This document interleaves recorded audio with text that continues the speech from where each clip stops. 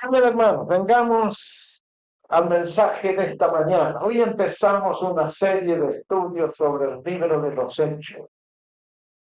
El libro de los Hechos cuenta la historia de los primeros 20 años del cristianismo. Es un libro histórico, es también un libro doctrinal. Hace la historia del judaísmo que estaba muriendo y del cristianismo que estaba naciendo. Aquí en el boletín, en la hoja primera, hemos puesto allí un dibujito que sintetiza los 20 siglos de vida que lleva el cristianismo en este mundo. Comenzó en el incendio del Pentecostés, cuando vino el Espíritu Santo, como viento recio, en llamas de fuego, en lenguas espirituales, en señales, milagros y prodigios. Ahí comenzó la historia del cristianismo viviente, de la iglesia dinámica y activa. Y a lo largo de 20 siglos, que no es poca cosa, 2000 años, ¿en qué situación está la iglesia ahora? Así que nos hacemos esa pregunta. La iglesia cristiana en su desarrollo histórico ha pasado por diversas épocas. Primeramente la época judía. Nació en un ambiente judío, netamente judío, en la ciudad de Jerusalén, entre todos los judíos. Pero poco después, y fue cuando el apóstol Pablo cruzó el mar y llegó a la ciudad de Filipos, comenzó la época griega. El cristianismo empezó a desarrollarse entre los pueblos griegos. Un par de siglos más tarde, el cristianismo ya estaba en Roma. Y durante más de 1000 años, la iglesia de Roma dirigió todos los destinos del cristianismo, hasta que en el siglo XVI comienza la época alemana, cuando explotó el movimiento de reforma iniciado por Martín Lutero el 31 de octubre de 1517, la época del final. En un par de siglos más adelante ya era Inglaterra y el mundo anglosajón el centro de las actividades del cristianismo. Y de allí saltó a Estados Unidos. Y Estados Unidos, con su riqueza, con su espíritu de empresa, con su iniciativa, marcó una nueva era en la historia de la iglesia. Coincide con la expansión misionera mundial. Han sido los americanos los que tuvieron la visión de la obra misionera mundial.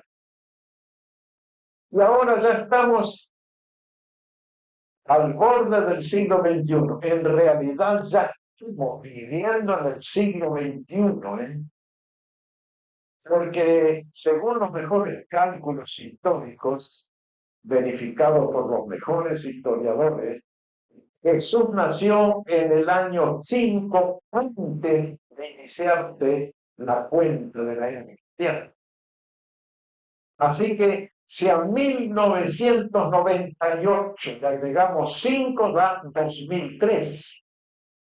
Prácticamente estamos viviendo en el siglo XXI, estamos viviendo en el tercer milenio del cristianismo, estamos viviendo ya en el año 2003, a partir del nacimiento de Jesús. El calendario oficial dice otra cosa, pero el calendario divino nos dice que ya estamos en el siglo XXI, en el tercer milenio de la historia cristiana y en el año 2003 desde el nacimiento de Jesús.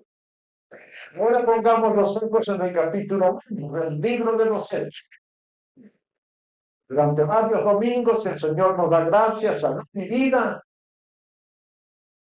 Vamos a estar dando lecciones acerca o basadas en el libro de los Hechos. Nos llama la atención una cosa. Aquí dicen los primeros versículos del libro que Jesús pasó 40 días con sus discípulos después de resucitar, hablándoles del reino de Dios. Cuando llegamos al capítulo final del libro de los Hechos, el capítulo 28, los dos últimos versículos, nos dice que el apóstol Pablo pasó 2 años en Roma, en una casa antigua, hablando del reino de Dios. El reino de Dios al principio como tema principal, el reino de Dios al final como tema principal. Nosotros ahora en este año de 1998 tenemos que hablar del reino de Dios. El reino de Cristo en los corazones de los hombres y mujeres fieles que se entregan a él. Y 7 cosas para destacar en este capítulo. Hechos capítulo 1. Número 1, la promesa del Padre. Vamos a leer del 1 al 5. Hechos 1, del 1 al 5. En el primer tratado, oh Teófilo, hablé acerca de todas las cosas que Jesús comenzó a hacer y a enseñar, hasta el día en que fue recibido arriba, después de haber dado mandamientos por el Espíritu Santo a los apóstoles que había escogido, a quienes también, después de haber padecido, se presentó vivo, con muchas pruebas indubitables, apareciéndoseles durante 40 días y hablándoles acerca del reino de Dios. Y estando juntos les mandó que no se fueran de Jerusalén, sino que esperasen la promesa del Padre, la cual les dijo: oísteis de mí, porque Juan ciertamente bautizó con agua, mas vosotros seréis bautizados con el Espíritu Santo dentro de no muchos días. La promesa del Espíritu Santo les menciona a Jesús. La promesa del Padre es llamada en la Biblia. ¿Qué promesa? Promesa. La que Dios le dio a Abraham en Génesis capítulo 12, cuando le dijo a Abraham: serán benditas de ti todas las naciones de la tierra. Esa promesa de la bendición para todas las naciones de la tierra a través de los hijos de Abraham fue repetida muchas veces y los profetas empezaron a hablar más claramente en qué consistía la promesa del pero sustancialmente era justamente la venida del Espíritu Santo en el Pentecostés. El libro de los Hechos se llama el libro de los Hechos de los Apóstoles, pero con más propiedad podría llamarse el libro de los Hechos del Espíritu Santo. Del Espíritu Santo trabajando a través de aquellos hombres que habían creído en Jesús y habían seguido a Jesús. El profeta Isaías, el profeta Jeremías, el profeta Ezequiel, todos hablaron del nuevo pacto, todos hablaron de la era del Espíritu que había de venir, cuando la bendición de Dios se derramase sobre todos los pueblos, no solamente sobre los judíos, sobre todos los pueblos del tierra. Y concretamente Juan el Bautista, que fue el hombre enviado de Dios para dar la claridad final a Israel y señalar a Jesús. Juan el Bautista fue bien específico cuando dijo: yo bautizo con agua, pero viene detrás de mí uno que nos va a bautizar con el Espíritu Santo. Y no fue la promesa del Padre, la promesa del Espíritu Santo.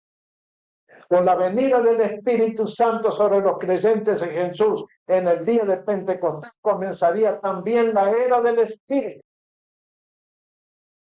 La acción del Espíritu Santo en este mundo, convirtiendo gente, haciendo nacer de nuevo a gente que creen en Cristo, formando el cuerpo de Cristo, preparando el pueblo que va a vivir en la eternidad feliz, preparando el templo de Dios, preparando la familia de Dios. Ese es el trabajo del Espíritu Santo.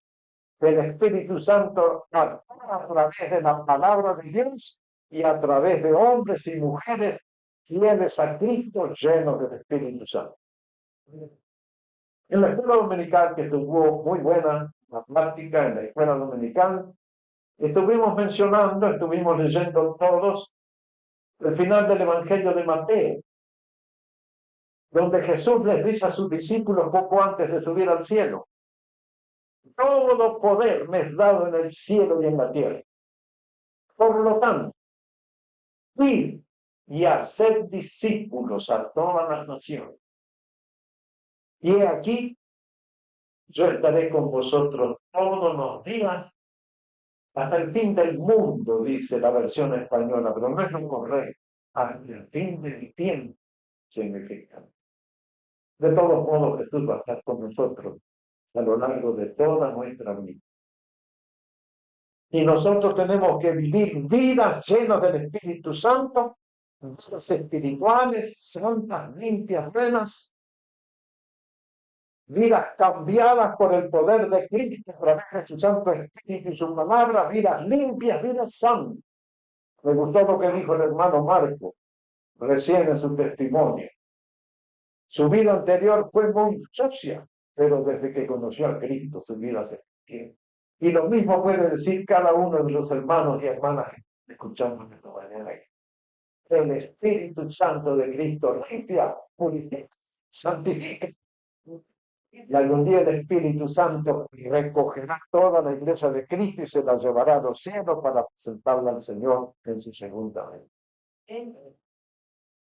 Pero el gran tema de todo el libro de los Hechos y el tema de la iglesia de Cristo hasta hoy es la vida en el Espíritu, la promesa del Padre, la promesa del Pentecostés, la promesa del bautismo en el Espíritu Santo. Bueno es ser bautizado en aguas, mucho mejor es ser bautizado en el Espíritu, saturado del Espíritu Santo, lleno del Espíritu Santo, para hacer la obra de Cristo y para llevar vidas limpias y sanas y buenas. El segundo tema es justamente el reino de Dios en los versos 6 y 7. Entonces los que se habían reunido le preguntaron diciendo: Señor, ¿restaurarás el reino a Israel en este tiempo? Y les dijo: no os toca a vosotros saber los tiempos o las sazones que el Padre puso en su sola potestad. Los discípulos, como los judíos, habían esperado hasta el último momento que Jesús estableciese el reino de David otra vez en la tierra. Que echara a todos los romanos, que le diera a Israel independencia y soberanía, que restableciese el trono de David y que ellos, no los judíos, dan por fin el reino de Dios en la tierra. Pero no entendían ellos, como buenos judíos, que el reino de Dios es una cosa espiritual. El reino de Dios, o sea, el ámbito, el ambiente donde Dios reina, donde Cristo manda, es el alma de los creyentes en Jesucristo. Es la iglesia, el reino de Dios. Sí, todavía hay un reino futuro. Cuando Cristo venga en su segunda venida, por supuesto, Él va a establecer su reino en todo el universo. Mientras está en el trono del cielo y el Espíritu Santo aquí en la tierra y nosotros también, el reino de Dios será la iglesia. Los creyentes en Jesucristo que tenemos que vivir con súbditos de ese reino, como siervos de ese reino. Ese es el tema. El reino de Dios en el libro de los Hechos y en todo el Nuevo Testamento. El apóstol Pablo menciona como 11 veces el reino de Dios en sus epístolas. Y siempre, siempre, siempre le da un carácter espiritual. El reino de Dios, dice a los romanos, no es comida ni bebida, sino justicia y gozo y paz por el Espíritu Santo. El reino de Dios es espiritual. Se va formando en el corazón de los creyentes en Cristo, hombres y mujeres. Se va estableciendo en las iglesias que se establecen, y las iglesias tienen que ser provincias del reino de Dios. Esta iglesia aquí, la casa extrema, tiene que ser una pequeñita provincia del reino de Dios.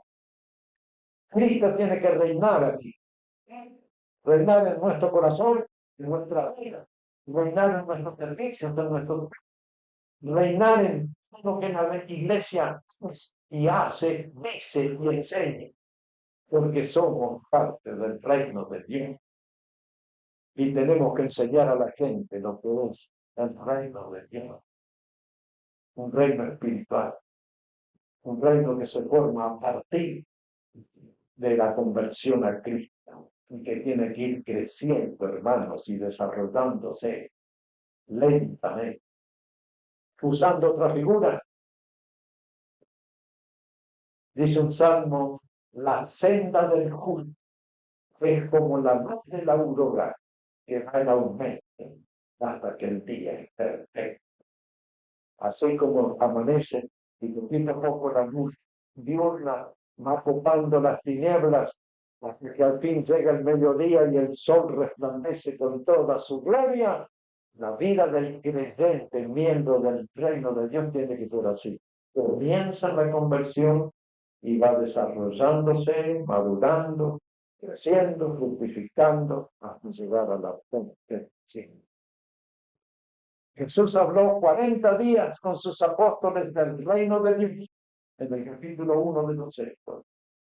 Termina hablando 2 años seguidos en una casa alquilada del reino de Dios. Nosotros en el día de hoy tenemos que hablar del reino de Dios, el reino de Cristo.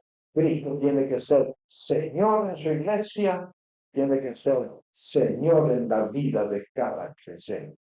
Porque Él es Salvador, pero también es Señor, y Rey, y Maestro, y amigo.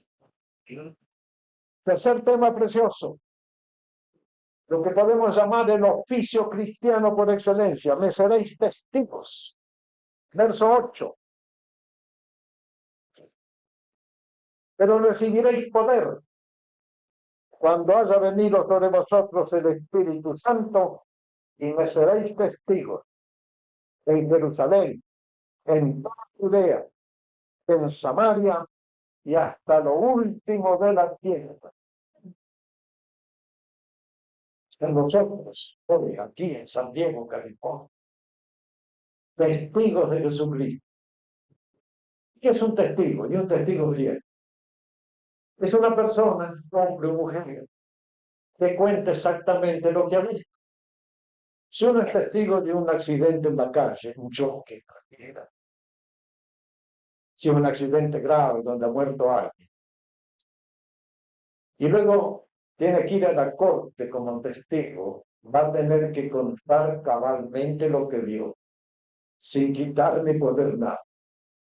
Por eso en las cortes, cuando uno tiene que testificar, le piden un juramento, decir toda la verdad, solamente la verdad y nada más que la verdad.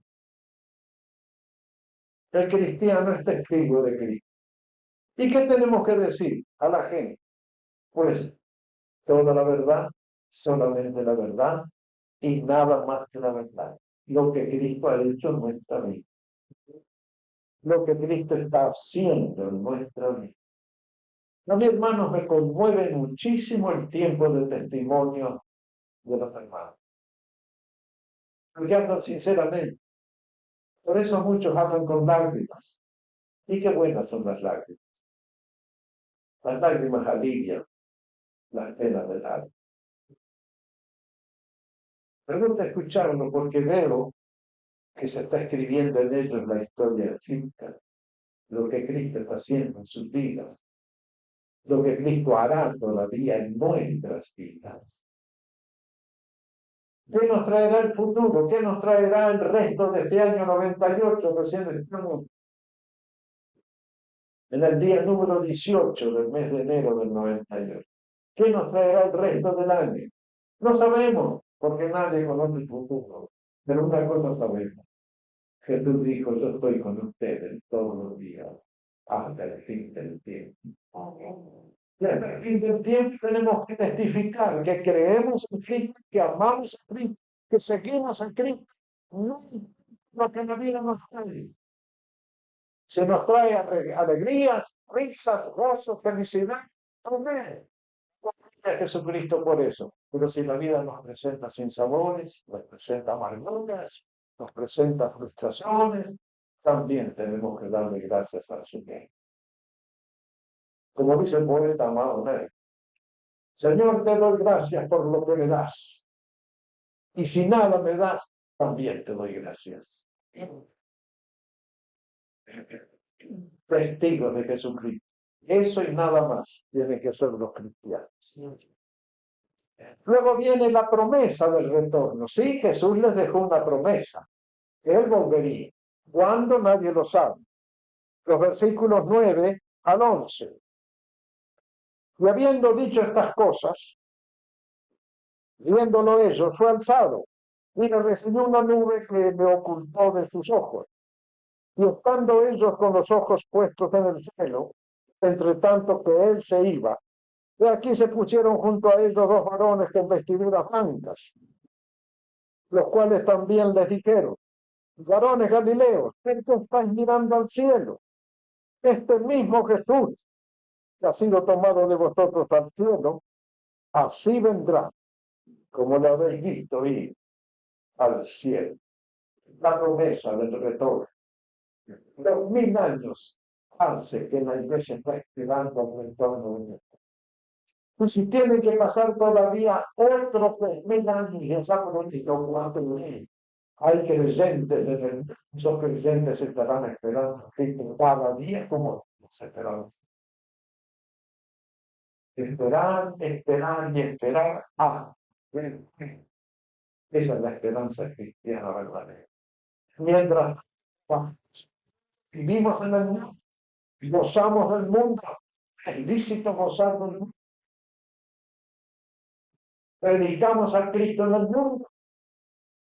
Servimos al mundo cuando es necesario servir al mundo. Pero estamos esperando cada día, cada día. La esperanza cristiana es el retorno de Jesucristo, pero nadie sabe el día, nadie sabe la hora. Hay hombres que se adelantan a profetizar la venida de Cristo y cometen errores tremendos. Allá por 1970, 28 años atrás, Paul Lindsay publicó un libro que se hizo famoso, El último planeta Tierra. Predecía la venida de Cristo en el año 76. Llegó en el 70, predecía para el 76. Se vendieron de ese libro 35 millones de ejemplares. Este hombre se hizo multimillonario con el libro y ninguno de sus vaticinios profecías se cumplió, ni se va a cumplir. Después, cantidad de otros individuos han estado anunciando el fin del mundo y el venir de Cristo y Rafa y la multitud y qué sé yo cuánto. Un hombre escribió un libro titulado 88 razones por las cuales Jesús viene en el año 88. Estamos en el 98 y ni mira de venir. Este mismo hombre, visto el fracaso de sus primeras profecías, escribió otro libro, 89 razones por las cuales Jesús viene en el año 1989. Vino. Ahora el hombre ha metido violín en bolsa y se ha ido con la música atrapada. No habla más que decir. Pero hay otros que siguen hablando y diciendo que para el 98, que el 99, que para el nadie sabe la fecha, el poner fechas en el insensatez, atrevimiento de querer decir lo que Dios nos dice.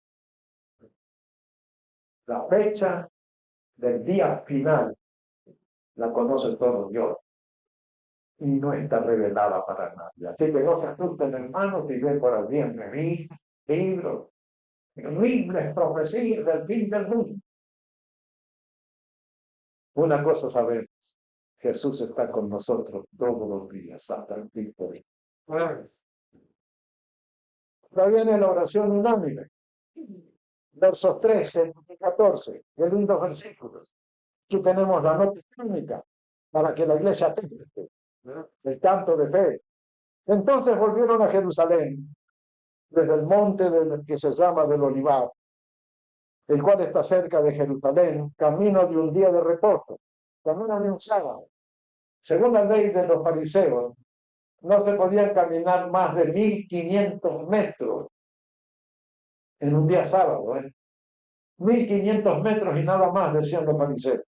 El que corría o caminaba más de 1500 metros estaba en pecado. Así que si a uno le corría un perro, tenía que salir corriendo, pero llegaba a los 1500 metros, quedarse ahí.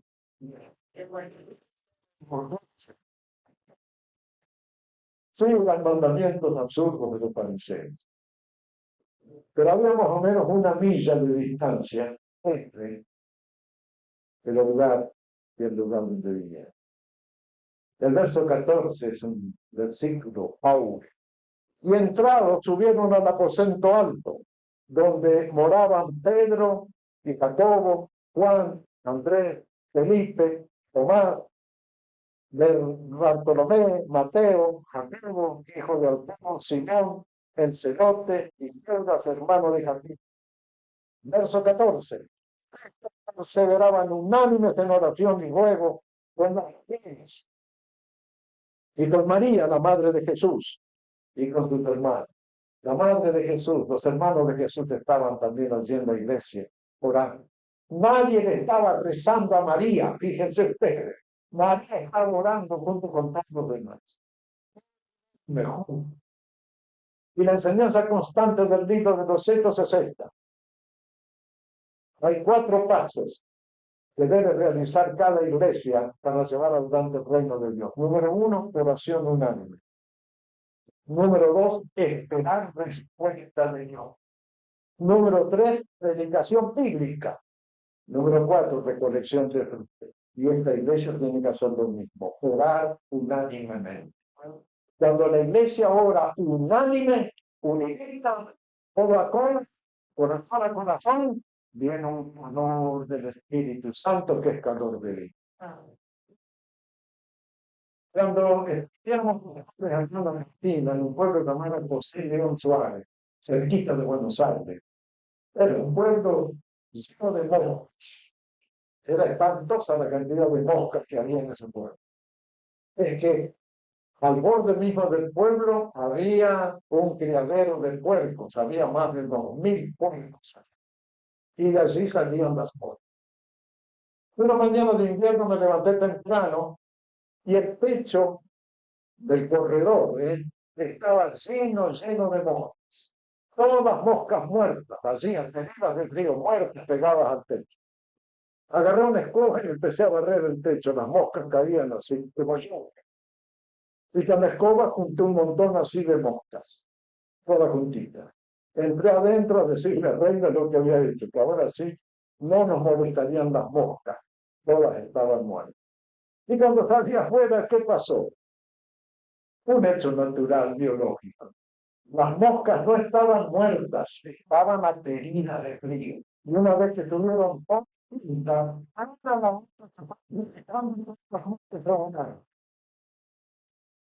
entonces llegué para esconder todo el las estaban volando alrededor mío. Una ilustración para los cristianos. Separados, uno por aquí, el otro por allí. Pero todo el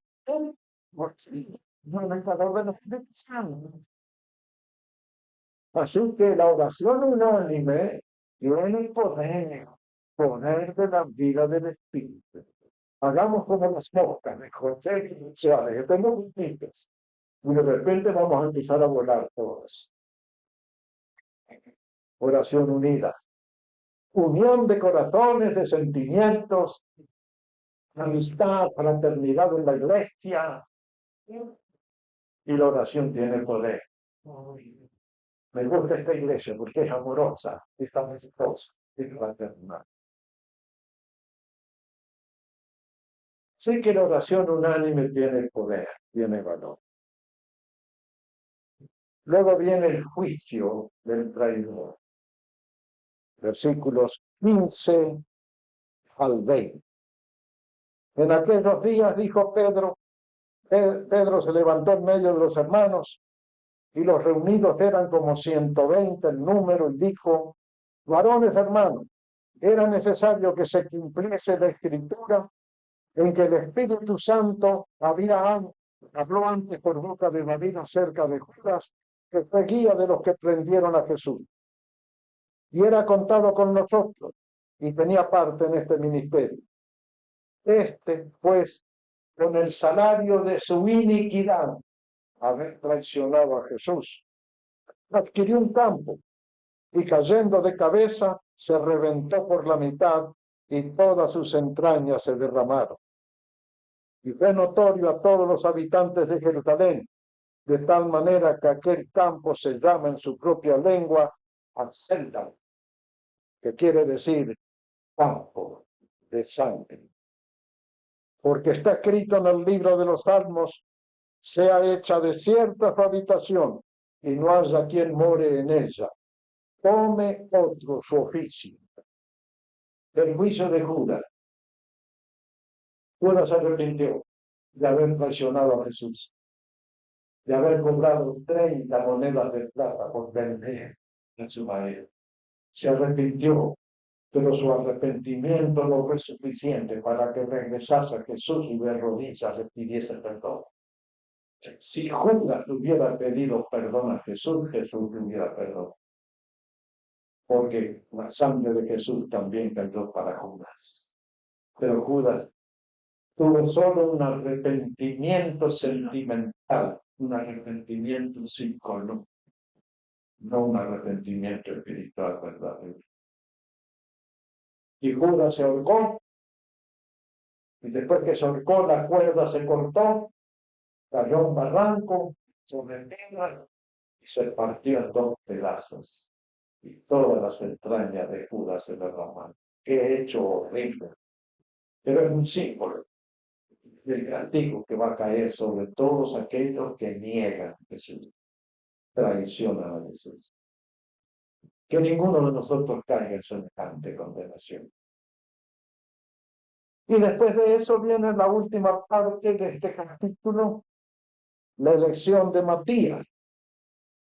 Los apóstoles dijeron, bueno, vamos a escoger a otro que toma el lugar de Judas. Desde el verso 21 dice, era necesario pues que de estos hombres que han estado juntos con nosotros todo el tiempo que el Señor Jesús entraba y salía entre nosotros, comenzando desde el bautismo de Juan hasta el día en que de entre nosotros fue recibido arriba, uno se ha hecho testigo con nosotros de su resurrección. Para ser apóstol de Jesucristo hay que ser testigo de su resurrección. De haberlo visto con los ojos resucitado o de haberlo visto con los ojos del alma vivir en el corazón. Y señalaron a 2, a José, llamado Barsabás, que tenía por sobrenombre Justo, y a Matías. Y orando dijeron, tú, Señor, que conoce los corazones de todos, muestra cuál de estos 2 has escogido, para que tome la parte de este ministerio y apostolado de que cayó Judas por transgresión para irse a su propio lugar. El infierno, la condenación, el propio lugar de un traidor. Y les echaron suertes y la suerte cayó sobre Matías y fue contado con los 11 apóstoles. Fue solamente una fórmula que hicieron los apóstoles llevados de su propio criterio. Querían elegir a otro que completara el número de los 12. Había 2 candidatos, 2 hombres buenos, los hombres que habían visto Jesús resucitado, que podían decir, él vive. Y les echaron suerte, sortearon cuál de los 2 después la verona. Y claro, la suerte o caía sobre uno o caía sobre el otro. No sé si tiraron una moneda al aire o qué suerte hicieron. Pero fue escogido Matías. Cayó la suerte sobre Matías y Matías fue considerado. Pero no hay ninguna otra mención a Matías en todo el libro de los Hechos. Ninguna mención. Del que Cristo ya tenía otro apunte en vista, ya preparado para que sea el mayor de los apóstoles. Jesús ya estaba pensando en Pablo.